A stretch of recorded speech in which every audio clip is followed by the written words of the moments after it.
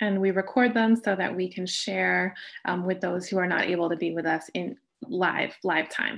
So hello again, everybody, and welcome to our Family Forum for October 27th, 2020. This is the second Family Forum we are having today.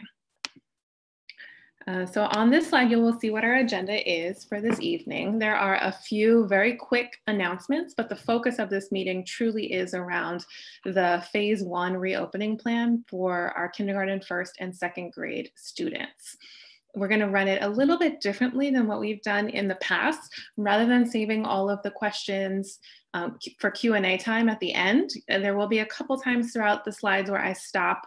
And if you have a question relating to the information that was on the slide, I encourage a discussion sort of throughout the meeting rather than saving it all for the end, just because there are a number of tables and graphics, and it can be a lot to remember all for the end. So feel free to raise your virtual hand using one of the Zoom buttons at the bottom of your screen, or you can unmute yourself. I will also check into the chat periodically if you do have a question and would like to put it there. So we have two announcements before we start to discuss what reopening will look like in Phase 1.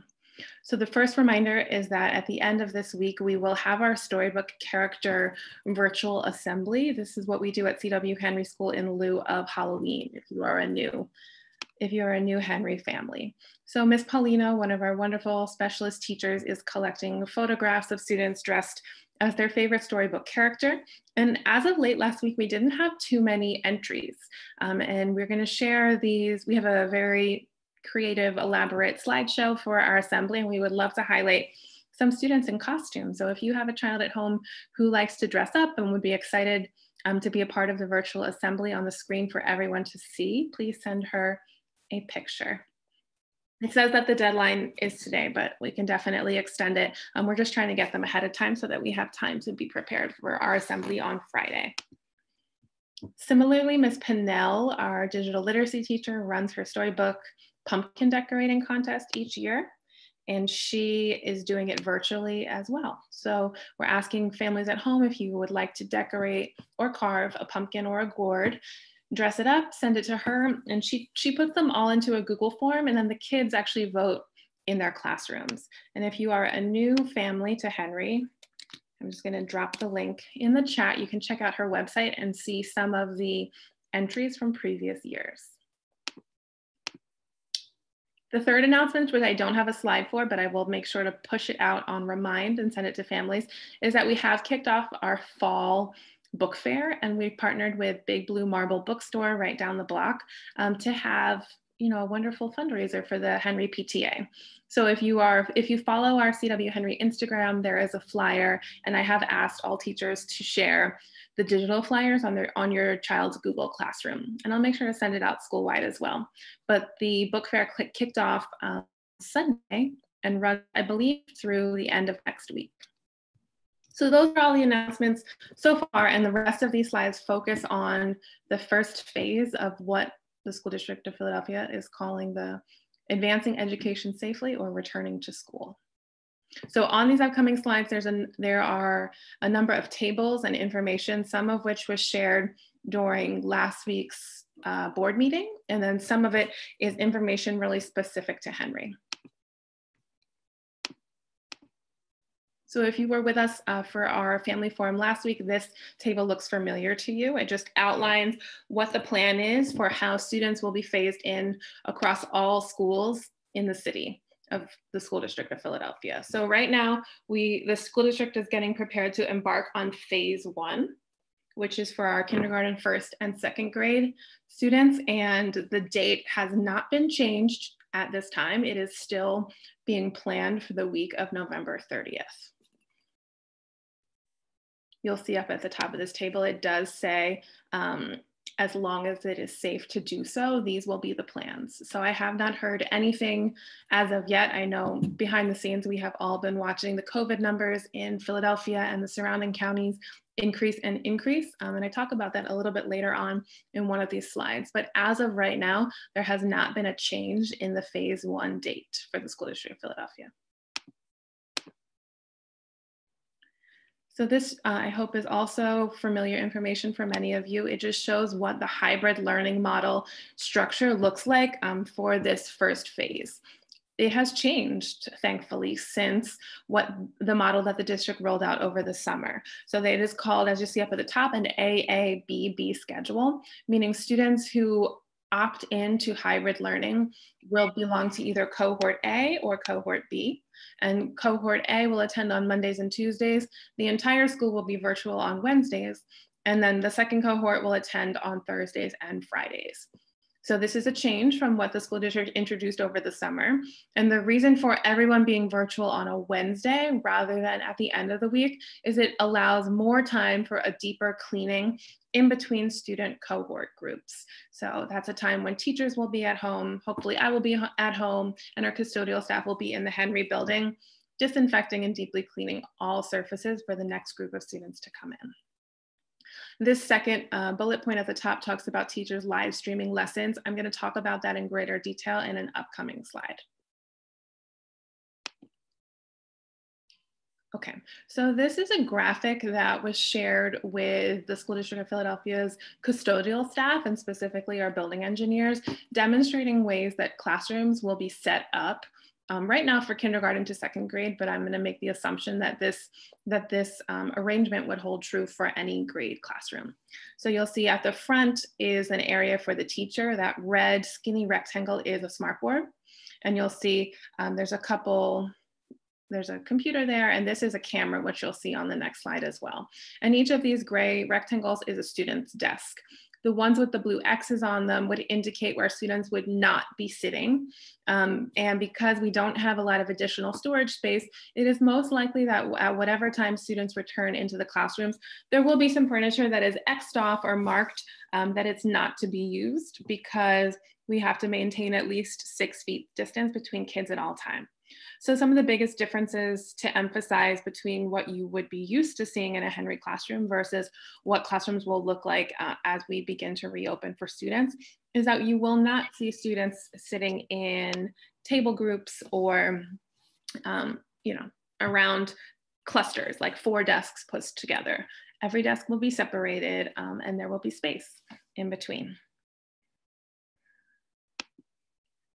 This is another example photograph that was shared by the school district, zooming in on what the teacher's area looks like. So every classroom at Henry does have a smartboard, and every teacher does have a laptop, and the School District of Philadelphia is providing document cameras or a different type of camera. I have not seen them yet, to be honest, that will support with live streaming instruction. So the way that this works is that the document camera connects to the smartboard and the teacher's laptop.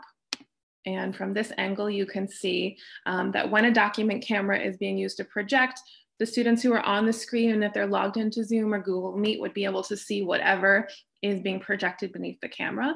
And to go back a slide, whatever's underneath the document camera would also go on the smartboard. So for example, document cameras are wonderful tools just generally in schools. They're used for read alouds to zoom in and allow kids to see the words that may be on a text. They're used to model writing or math problems. They're used a lot in schools, and they're really wonderful resources. But a secondary use for them is to stream to students in the classroom and on a computer at the same time. And then there was a question earlier around what this little black thing is. My assumption is that it's some sort of speaker or amplifier, but I can't speak to it specifically. You'll see it on this slide as well. I will talk more about cameras in upcoming slides. So this is a slide that I borrowed from the Dr. Height's presentation at last week's board meeting, and it is what the district is calling their hybrid learning implementation pathway. So you'll see that there are red dots and yellow dots, and those are significant moments where decisions are being made or deadlines for certain tasks to be completed. So I've highlighted a couple that are upcoming and quite important.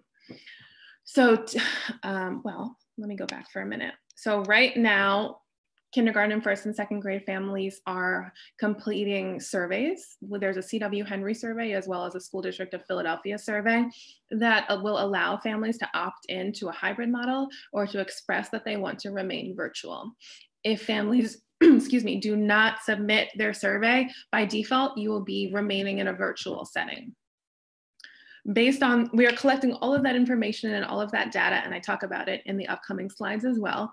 And then it is the plan at this moment, the date has not been changed at this time, but Monday, November 9th, in roughly 2 weeks, is when kindergarten, first, second grade classroom teachers, as well as our 5 specialist teachers and additional staff who support all ages across the school. So our counselor, our secretary, our nurse, any special education assistants or school-wide assistants who work in those classrooms would be planning to return in person to the school building. So that's roughly 2.5, 3-ish weeks before the district has slated the first group of students to return. And so that is time for teachers to prepare, teachers to set up. There will be time for teachers, of course, to plan and figure out the best ways that we are going to be meeting the needs of kids in the building while other kids are at home. At this time, if families are opting into hybrid learning, they will be assigned a cohort, like I spoke about in the beginning of this presentation, cohort A or B. And those assignments are going to be shared by central office, not by myself, but by downtown. And it is my understanding that I will have the ability, and I'll talk about this later on, but to make adjustments if needed, as long as we can maintain safe numbers at the Henry School. And then additionally, I just wanted to highlight that there is still learning technology that needs to be installed at Henry. It hasn't happened yet. And those would refer to the little document cameras that you saw in a previous slide. So the district, I believe that they're in the process of purchasing them, delivering them, and they will be installed right before kids will potentially be coming back the week of November 30th. Which when kids would be coming in, of course. All right, this is another really important slide from the board meetings presentation, and I am definitely not going into all of the categories in this family forum, but I am going to highlight the category of academics as well as building readiness. So this is the dashboard that the district shared last week showing their overall status using a traffic light of red, yellow, or green for these different very important categories. So this is not information specific to Henry. This is thinking about all of the 200+ schools in the district, but you'll see for the most part, 5 out of 6 of their boxes are yellow, while green, excuse me, while 1 is yellow. So zooming in on academics, this is gauging our readiness, the district's readiness to deliver an instructional model in a hybrid and a virtual setting simultaneously. So I like to be very transparent around when I receive information and the information that I'm still waiting on. You can see right now, this is from last Thursday, but it hasn't changed, that the powers that be in the School District of Philadelphia are still in the process of drafting guidance for what hybrid instruction is supposed to look like. So my hope is that that guidance will be shared with principals and other school leaders sooner rather than later, so that we can put it in the hands and the brains of our teachers, right? Because they are the ones who are with our students every single day. But as you can see, this is very much still in the process. So in last week's family forum, I had some folks asking me, well, Kate, how will teachers effectively teach students virtually and in person? And I am going to be the first person to tell you that it is a work in progress. I don't have a perfectly signed, sealed, packaged, delivered answer for you on how we're going to do that. One thing that we definitely know in the School District of Philadelphia is that we try to get ahead of things as much as possible. So a lot of this planning is in the works, but it is absolutely not finalized at this time. So you can see in this yellow rectangle on the right-hand side of the screen, my hope is that by, when is that, next week? November 6th, that we will be receiving additional guidance that the teachers and I can discuss, unpack, process, and apply to the C.W. Henry School. So when we think about building readiness, these graphics on the left-hand side of the screen are representative of the school district, not just Henry, but you'll see that there are a number of different health and safety measures. Sorry, that is my dog in the background, as well as ventilation, which is on the upcoming slides. But at Henry, I think I talked about this before, but I wanted to just review. All of our classrooms, kindergarten all the way up until 8th grade, have been deep cleaned. The furniture has been wiped down, sanitized, desks and tables have been emptied, the floors have been waxed. We have brand new touchless hand sanitizing stations installed throughout the entire building, focusing on high traffic areas such as the main entrance and hallways. So these are battery operated. They have a hand sanitizer with an appropriate alcohol percentage that kills viruses and germs. And you just put your hand underneath and it dispenses. There's no touching involved. All of our bathrooms at Henry in our kindergarten through 2nd grade wings, as well as throughout the building, are operational, meaning that all sinks are working, all toilets are working, and all urinals are functional as well. Additionally, we had a plexiglass partition installed in our main office. It sits right on the front counter that will allow for Miss Lou and any other adults in the building to interface more safely with visitors in the building. Let me go back for a minute. And then the other thing to just note, I didn't write it in green, but all of our water fountains that have the actual fountain head where you push the button, those are turned off, but the automatic dispenser bottles, the dispensers where like kids put their bottle underneath and the water comes down, those are all functional. And the idea is that they're touchless, so there will be less spreading of germs that way. So at the bottom of this bar graph, you see that more than half of the district schools have had their ventilation capacity checked. Henry is one of those schools. So I want to go into greater detail about what that means. So for our school ventilation, this was from the right side of that slide that I cut and put on this slide. There are definitely ventilation challenges that the district has encountered, and that is also true at Henry. If you go onto the philasd.org homepage, this yellow banner is at the top, and all of the building readiness dashboards, and ventilation reports are fully public for anybody to check out. You can check it out and read ours. I'm going to share the link with you as well. When you click on that hyperlink, it'll bring you to a page where you'll see this box, and you're going to click the blue box that says View Air Balancing Reports by School. So I'm going to drop it in the chat, but I'm also going to just share a summary of it. If you would like to open it on your own device, that is a copy of our air balancing report. It's also available on the school district's website. And so I know this is a lot of information on one slide, but what I have done is I have synthesized all the info, some of the info that's in that report, and applied it to our Henry classrooms. You will see on this slide that, so first of all, let me rewind for a minute. What is an air balancing report? First of all, I am not an expert. I have not been trained on how to evaluate, and I absolutely did not administer these assessments. I was not in the building when they did it, but I can gladly share what I know about it. So air balancing reports measure airflow throughout a building. And it is my understanding that these air balancing assessments, first of all, they were completed by a third-party vendor, and the vendor is listed on the report. And second of all, they measure what airflow on a normal day is like in the building. So it is my understanding that the windows were not open. They are not actively ventilating the space. They're just measuring the airflow that takes place in the space with the classroom door open to the hallway, but nothing else open. So what you can see on this slide is that we have 5 classrooms that I've highlighted in the red color, where the air balancing results yielded a 0 occupancy at this time, meaning that there is not adequate airflow as is to support occupancy in that room. There are the classrooms that are highlighted in yellow on my table are spaces throughout the building where I need additional information before we can start to figure out how many people can be safely in that space. For every other classroom, I've taken the decimals that you see on the report and rounded down to what the total number of people in that space could potentially be.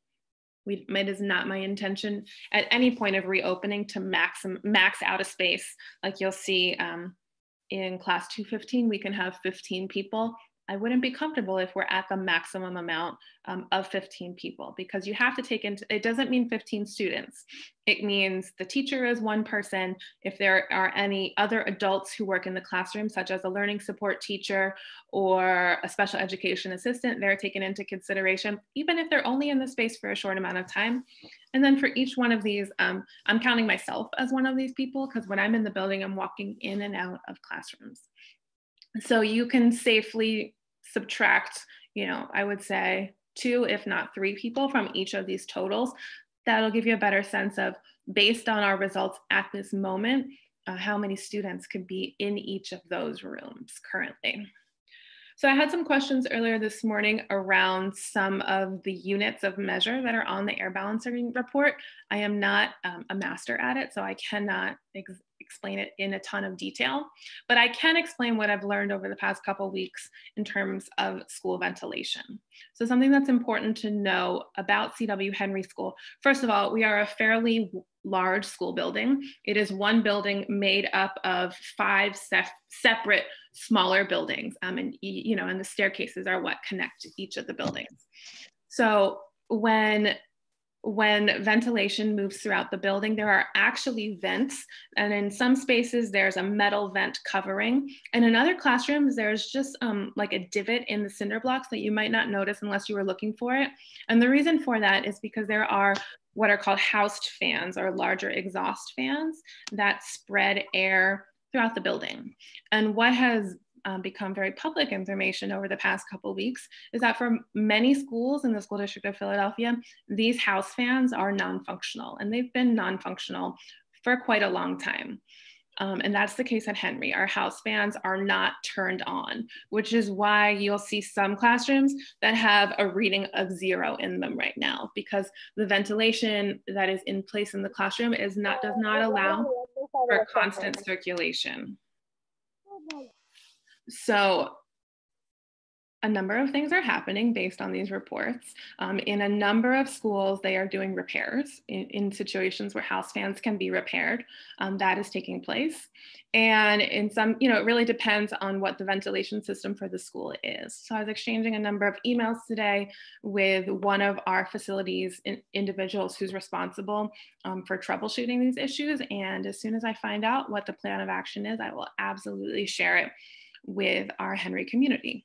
But for right now, what's important to know is that until we get additional either ventilation repairs or until the issue is corrected, I will not be bringing students or staff back into any of the classrooms that you see with a red highlighted. So class 101, 102, 106, 110, 209.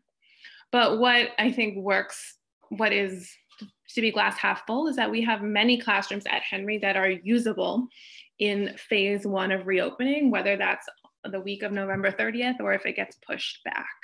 So from kindergarten to 2nd grade, we're talking about 10 classrooms, and we have more than 10 available classrooms, as you can see on these tables. The one other thing I want to say about these tables is that for the gym and the auditorium, if you took the chance to open up the report yourself, you'll see that there's a number of lines listed with different readings. And so I've just asked for additional clarification from the School District of Philadelphia's central office in how to interpret these results, because there's a number of different lines and it's not entirely clear what spaces in the building they refer to. So I'm not going to put myself in a position where I have to interpret it on my own. I'm going to make sure that the people who administer the assessments and the experts are really explaining what the information means. So I know that that was a lot. Before I move on, does anybody have any questions about the air balancing report or the building readiness information that I just shared? There will definitely be more times to ask questions. I just wanted to pause for a moment to ask. Okay. So moving on, if you're a kindergarten, 1st or 2nd grade family, you know that I sent out a survey. I sent it out again a couple hours ago. And these are the results that we've received so far. We have had 74 families submit the survey. And you'll see that the red and the blue are families at this time who are choosing to opt in to hybrid learning phase 1. The yellow are families who are still making their minds up, understandably, and the green are those who've decided at this time they're going to remain in a virtual setting. So I like to be very transparent with the information that I'm receiving. This is absolutely preliminary data.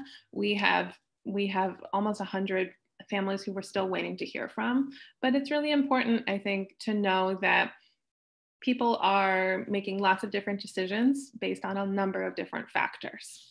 But at this time, I have heard back, with the exception of our autistic support classroom for kindergarten, first and second grade class, I have heard back from families in every single of our kindergarten, first and second grade classrooms. And there are families in each of those classrooms who have chosen to opt in to hybrid instruction, which means that at this time, as long as we move forward with our planned reopening the week of November 30th, all of our teachers will be back in the building. So something to say about this before I move on: if you haven't had a chance to fill out your survey yet, I ask that you do so. It closes on Friday, and any family who does not fill out, you will remain in the 100% virtual model, at least for the entire second marking period. I needed to update this table from this morning. So this morning we had 59 people who had responded, and we were still waiting for 117 folks, but that breaks it down into easily recognizable numbers. And the next two slides just share some frequently asked questions. So the first question was, if we are opting in to hybrid instruction, can we submit a preference for our in-person days? So I think I answered this earlier, but the answer is yes, I believe you can. The district is going to be assigning either a cohort A or a cohort B. And it is my understanding that I'll have the flexibility to make adjustments as long as we don't get into a situation where we would be getting closer to one of our occupancy thresholds on a specific day. But as far as I know at this time, that is the only reason why I would not be able to swap out somebody's in-person learning days. Another frequently asked question was, is there a way to confirm that our preference was received? So this is a two-part answer. If you submitted our Henry survey, you should have gotten it emailed, your responses emailed to you. If you're not sure, you can always resubmit your survey. That's not a big deal at all. Just put it in the notes that you're resubmitting. And you can also just call the school and speak to Miss Liu, and you don't have to complete the survey. She can just log your answer, your response for you. If you chose or you wanted to only submit it using the school district's survey that they sent out separately, unfortunately, I'm not able to confirm that response because I don't have access to any of those answers until the week of November 6th, which is why I opted to make a school-based survey. So we have this information as soon as possible. As far as I know, there's no penalty for submitting twice. So if you submitted using the school district's survey and you want to resubmit with our Henry survey, Ms. Liu just takes the results from our Henry survey and puts it into our student information system. So I don't think there's any issue if you want to do it twice. A lot of folks are asking, can we change our minds, right? Every single day, I don't know if you're like me, but I check Philadelphia's COVID numbers. I see them going up, and it is frightening information, right? Many people feel like they don't have the right information right now to make a decision, or they're just not comfortable to opt into hybrid. So this is, again, a two-part answer. Can we change our minds? It is a sort of yes. So if at this time you opt into hybrid, and then you want to swap and remove your child from hybrid and remain 100% virtual, that is possible. What is not possible is the alternative. You cannot not answer the survey or say that you want to stay virtual and then change your mind through the middle of the second marking period and transition to hybrid. So if you enter into the hybrid model beginning the week of November 30th and you want to remove your child and stay fully virtual, you will be able to do that, but you will not be able to do the reverse. There will be, from my understanding, another opportunity to opt into hybrid through the third marking period, which is the end of January. I don't have the date on here, but I believe it's one of the last weeks of January. More frequently asked questions. Do I anticipate any staffing shortages, in our kindergarten to second grade rooms? So as of today, no, I do not. I haven't received that information from any of our Henry staff, but of course, any employee is eligible to apply for modifications, accommodations, or leave at any time. So as of today, no, I do not anticipate any staffing changes or shortages. Is there a threshold or a positivity rate for COVID-19 that is going to automatically switch the district from a hybrid model into 100% virtual model? Again, I completely understand where this question is coming from. And Dr. Haidt has said repeatedly in his presentations, that we will only move forward with reopening if it is safe to do so. So the city of Philadelphia is getting very, very close to that 5% positivity rate. That has been the number where, they've said it's become much more dangerous. But Dr. Haidt has not released any information to principals or school leaders at this time, as of today, around a change in the plan. So I know that this is disappointing and discouraging for many families. It feels like some of the science and the numbers are being ignored. But all I can say about it at this time is that as soon as if I hear of any changes, I absolutely will share it. And at this time, the Henry School is going to plan to move forward with a reopening, no matter if it's going to happen in November or if it gets pushed back. Some people were asking, what are the times for the hybrid school day if we're opting for in-person? They are exactly the same as virtual school. So our day will start at 8:30 and we will wrap up at 3 o'clock. 3:09 officially is the end of the day. And this is the last frequently asked question, and I think one of the most loaded and biggest ones, right? How will teachers balance the responsibility of in-person teaching and virtual teaching?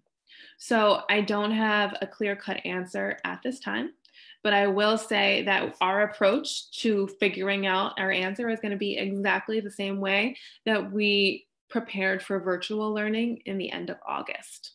So what we do at Henry is that, I really honor and respect the craft of our teachers and the expertise of our staff. And we spend a lot of time, both as an entire school and then also in grade band teams, planning and processing and figuring out the what ifs and the logisticals. And it's going to be exactly the same process with our kindergarten first and second grade teachers first as we pivot into in-person teaching. It is entirely going to depend on the number of families who opt in. Because let's say in a class of 25 kids, it is quite a different situation if we have 19 out of 20 kids learning at home from the computer and just one kiddo coming in every single day, versus if everybody opted in and we have 12 kids coming on Monday and Tuesday and 12 kids coming on Tuesday and Wednesday. So the best answer that I can say is that it's going to look really different for each class based on the total number of kids who we can expect in each cohort, and that may change. And we will figure it out. I don't have a perfect answer for you right now, but I can say that I have full confidence in the abilities of our teachers and the abilities of our support staff across the school to help out in every way that we can. And we've been really creative in trying to brainstorm solutions and figure out how to share responsibilities so that as much as possible, we remove the barriers that we can remove.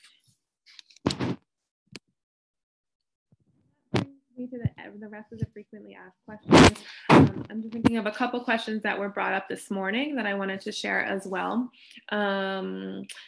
A frequently asked question was around the logistical schedules of the school day if families are opting into the hybrid learning. So what will arrival look like? What will dismissal look like? What will lunch periods look like? So again, once we have our finalized or semi-finalized numbers on Friday, it's going to be a lot easier to answer that question because we'll know how many kids we're talking about.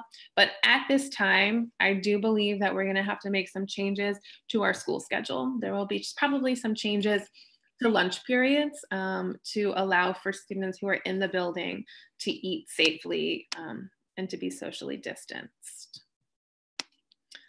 And I'm going to now stop sharing my screen. And I'm going to see if there were any questions in the chat. And if you have a question, you can either send it to me privately or publicly. So I got a question around if you need to submit both the School District of Philadelphia survey and the CW Henry survey. No, you don't. But I do ask that if you're choosing just to do the school district survey, at the very least, if you could just call the school secretary and let her know your response, just because I won't have access to how you responded to that survey for at least another 2 weeks. And that information is really integral to our planning. You definitely can submit both if you'd like to, but I'm not trying to make a lot of extra work for folks. I see a question around the asbestos. Yes, the asbestos remediation in the prop closet was completed. I was actually sent a letter to share with the Henry community today, just letting everybody know that it is safe for reoccupancy. So yes, it is. Oh, I see a question. Will there be any COVID testing done by the district of staff or students? Thank you for asking that question. And you reminded me of a question I was asked earlier. No, at this time, there has not been a decision to do any COVID testing. Dr. Hite did allude to it a couple board meetings ago around doing some random testing, but I haven't heard officially what the decision was. There was a question this morning about whether we're going to be doing temperature checks at the door. So the answer from the district is that they're not encouraging schools to do temperature checks and they're trying to avoid a bottleneck situation where people are waiting in line and potentially a large group of people in close proximity. They're not trying to have that happen. But I will say that there are some schools who are going to be moving forward with temperature checks, and it's definitely not something that I'm opposed to at Henry. I think it's an additional layer of reassurance for our teachers and our families. And I mean, first thing we have to do is buy some thermometers. That's not difficult to do. But more importantly, we just have to figure out a logistical plan that will allow for kids and staff to have their temperature checked in a way that won't leave people waiting in a long line at the door. So more to come on that. Hey, Kristen, I see your question. What is the lower number of students you need to have a sign up for hybrid to justify in-person learning? I don't have a cutoff for a lowest number, but I will say we have already almost 50 families who've chosen hybrid. So we're definitely going to be coming back for hybrid, whether it's November 30th or if it is pushed back at whatever time that is. There was a question around specials. Will they remain virtual? So our specials teachers are included in the group of those who will be coming back to the building. So based on the number of kids who do come back in our kindergarten, first and second grade classes, their schedules will probably change. So of course, for the kids who are in the building, they'll be face-to-face with the specialist teachers. It is most likely that the teachers will travel from class to class rather than having the kids come to the music room or the art room, purely to make sure that we're not spreading germs in a way that can be avoided. And for any children who are at home, yes, specials will be available virtually.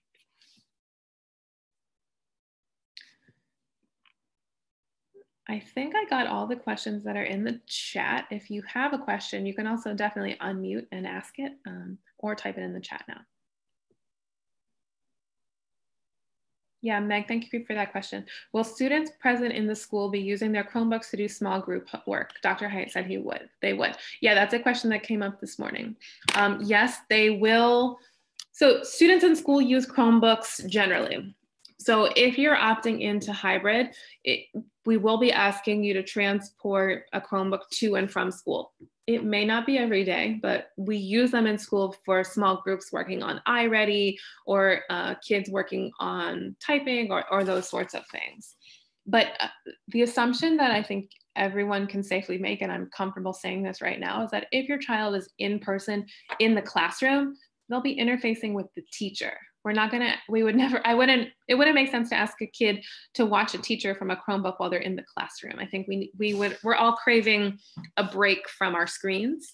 But I will say that the in-classroom experience, if you're opting in to hybrid, will be very different than what we're used to for what school used to look like last year.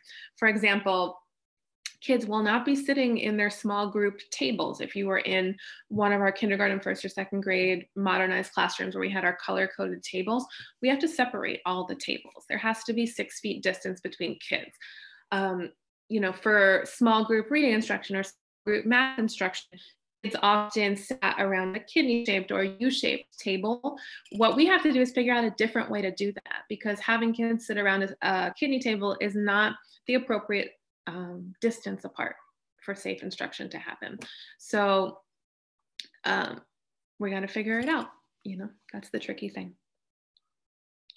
I see a question. If my student has a non-Chromebook laptop, will that suffice for him to bring it in when asked? No, you don't need to bring in a personal device. We have Chromebooks at the school for every single child who did not pick one up earlier in the year. So we have just under 100 Chromebooks, actually, brand new Chromebooks at Henry, and they are each labeled with a student's name and ID number. So if you did not come and get a Chromebook for your child, I have one for them at the school, whether they return now or if they return at any point in the future. We have a device for your child at school. I think that was all the questions I saw in the chat. Are there any more questions at this time? I have one, Ms. Davis. Of course. Going back to the slide that you showed about the rooms and the ventilation statistics, et cetera, what's the plan for the classes or the classrooms that showed the 0 at the current time? Hold on, let me just share my screen. I'll put it back up, okay? Sure.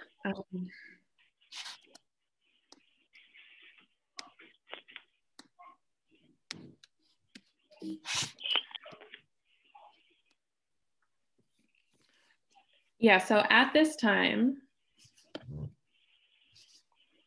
we're talking about those 5 classes in red. So at this time, the plan is for teachers and for kids to not be in them until they're remediated. And I'll be really honest in saying, like, I don't know exactly for each of them if they need the same things or what the issues were. So I got exactly the same report that's linked publicly on the website without any additional information.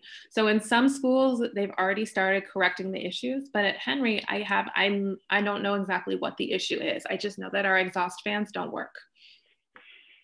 So I was in a meeting last night with one of the chiefs from the School District of Philadelphia, and principals were asking that question, like, if rooms are 0 or if some rooms said 1 or 2, what can we do to improve the ventilation?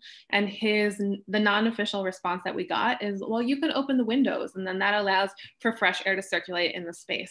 But what I shared this morning with families is that as a school leader, I'm not comfortable doing that because I'm not sure that what difference it makes. And I'm not going to put anybody in a situation where they're in a room and they're more inclined to get sick.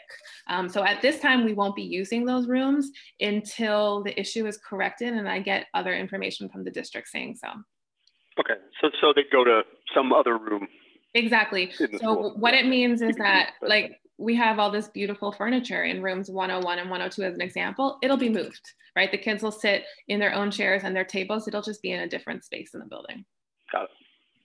Thank you. You're welcome. And I think one thing on principals' minds is like at Henry, our kindergarten and first grade rooms have bathrooms and one of our second grade rooms do as well. I'm less concerned about that at this moment because no other children are going to be in the building. So when we figure out what are the safest rooms for kids to be in and, like, logistically what makes the most sense, I'll make sure that it's near a bathroom, and our bathroom protocols are going to be kids are going to have to use the bathroom one by one anyway for social distancing. They won't be going to the bathroom in groups.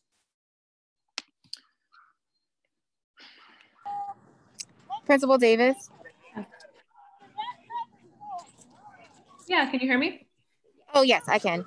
Hi, I have a second grader and I'm wondering about if they stay virtual, and I'm sorry I logged in late, but how will it work for Mrs. Winterstein having kids in person with her, and then will Sophia still be virtual too and being able to see her at her 2 Zoom logins, or is it completely different?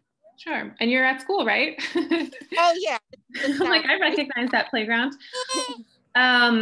So if your question is that if you opt in to remain virtual, how is that going to feel at home, right? Yeah. Yeah, so we talked about that a little bit earlier, and I'll make sure to send out the slides. There were some pictures of what the setup is going to look like. And what I shared earlier is that it's going to really depend on, like in 215, for example, how many kids are in the classroom. Because if the majority are virtual, I think it's safe to assume that the schedule is going to be really similar to what it is now. But if we do have a large number, if the majority are in person, right? I mean, it'll always be at least half of the kids virtual, but if it's a lot of in-person kids, then you can expect to have a different kind of schedule, right? The teacher will still run small groups. I know like for Miss Winterstein, she runs her morning meeting. That'll still be live. The kids who are at home will participate in the same way that they do currently. But I'd say like for math instruction and reading instruction, it may look slightly different. Like there might be an adjustment of times when the kids would be logging on or off. Okay. Okay. Thank you. What I don't want to do is I don't want to say to a family, yeah, just live stream all day long. I don't think that anybody wants that. It'll be real specific times around log on at this time, and then asynchronously, you would be working on something during another time. Okay, perfect. Thank you. You're welcome, Renee.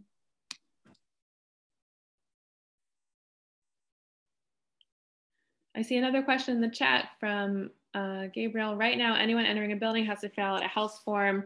Will there be a protocol for families to verify kids are healthy? Yeah, that's a great question. So I fill out that form every day. It's called the pre-entry screening form. I fill it out as a staff member, but it does have categories for visitors. I don't believe student is a category. So I'm gonna have to follow up on that.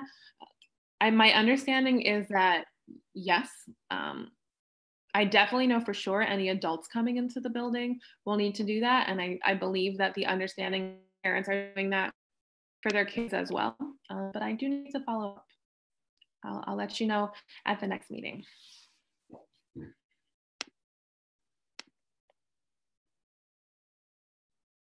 Are there any other questions at this time? So the one thing I want to say is, well, we had a meeting last week.